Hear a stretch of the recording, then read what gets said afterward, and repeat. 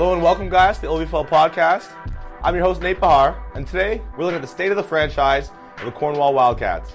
We're joined today with the varsity head coach and president of the Wildcats, Mr. Kirby Camplin. Kirby, thank you for joining us, Coach. Thanks for having me today.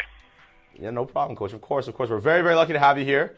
Cornwall, it's a little bit of an anomaly, I guess. It's an outlier. It's in a smaller setting, so we don't always get all the information that we want out of a team like this, out of an organization like this. So it helps a lot to have you on to get a little bit of insight. So, Coach, if you could, what was last year like for you guys? How'd the season go? So in 2014, we finished 6-2. We did advance into the playoffs, losing to Kingston, and Kingston went on to have a great game against Myers Riders in the conference final. So, I think we had a bye in the first week of the playoffs, and then going into the second week, I'm not sure. There was a few things that happened, but we just didn't execute on game day. And Kingston played a great game against us. But we had a great season. Obviously, it was our second season going 6-2, showing that we put Cornwall on the map, and we were able to have some success playing against some of the good teams in our conference. So, we're pretty happy, and 2014 was a good year to build on.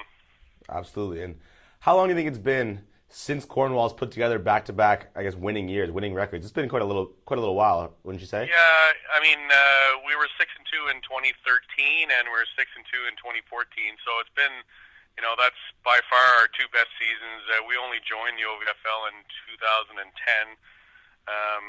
So, our goal was always to show people in the rest of the province that we had good football players here, and we were able to compete on a provincial stage and have some success. And yeah. And with that, so you got good football players, of course. But you have a lot less football players. I mean, that's just cut and dry. Those are the facts of the matter. What are some of the difficulties of playing and coaching in one of the smallest markets in the OVFL, if not the smallest? Yeah, I think Cornwall has an advertised population of about 48,000, and that population hasn't actually changed since 1990. That's the last time they changed the sign when you're driving through town on the 401. So we have 5 or 6 high schools in town that have high school programs, high school football programs. None of them are AAA. Most of them are single A or double A. So it certainly does present some issues to get numbers. We don't cut a lot of kids. We do recruit actively far and wide.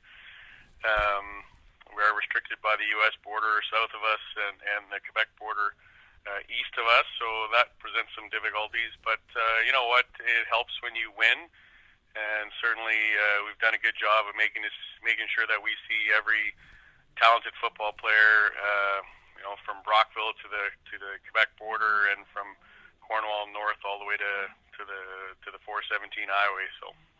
Okay. What does recruitment entail, I guess, if I'm allowed to ask? Is it just mostly going to high schools and visiting kids in that sense, or is it something bigger than that? Yeah, no, what we probably see, we have somebody probably at almost every high school game that goes on in Eastern Ontario. We've made a commitment to be at high school games and get to know the coaches and get to know the players, and talk to them well before the OVFL season about coming to try out and that we'd like them. So, we recruit the help of referees, to tell us who's good and who's who in the zoo in games that they referee. Our coaches are involved in high school programs, so they always get a chance to see kids as well, whether they're on their own team or teams that they're playing against. So, we leave no stone unturned, certainly when it comes to finding the best players in our community. And hey, it seems like it's working. I mean, 6-2 for such a small region, of course, is not expected, and it's a welcome sight for all of us. We want to see this Eastern Division get as competitive as possible. So with that, is your coaching staff, has it stayed pretty similar through the years, or has that been a big part in recruiting? Yeah, I think that's stability from the coaching staff has been a huge, a big advantage. I mean, we have some very talented coaches. Most of us are ex-CIS players and coaches. So our defense coordinator has been with us for 4 or 5 years now. He played NCAA football in Virginia. Our offensive coordinator played offensive line for Mount Allison years ago, and also for the Ottawa Sooners. I played for the Ottawa GGs. So, those top three guys, and our special teams coordinator is also a former University of Ottawa GG. So, you know what, we have some really talented coaches that know what they're doing, and most of them have been with us for multiple years, so that continuity makes a big difference. Absolutely. You see a lot of turnover in this league sometimes, and it's not always what's best for the kids, and it's working out for you guys. So, Coach, with that continuity, with the wins that you guys are piling up now, registration this summer, this fall, winter, and spring. What are we expecting from the Cornwall Wildcats this summer?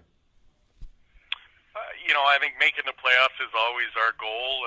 We'd love to play in the conference championship. I mean, Myers Rider sets the standard every year for success in our conference, and they're always the one you got to go through to get through the OVFL finals. So, we believe we're above 500 team again, and we'll have the same tough schedule as we always have. There's no real easy games in our conference, I think, and I see no reason why we can be over 500, be in the playoffs, and then challenge the best teams to be in the conference final.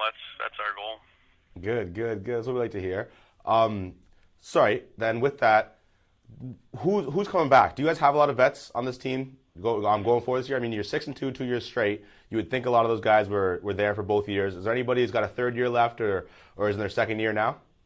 Yeah, you know what? We're going to have a lot of turnover at several positions. We've had the most kids ever in camp. Like we start practicing in December already. Okay.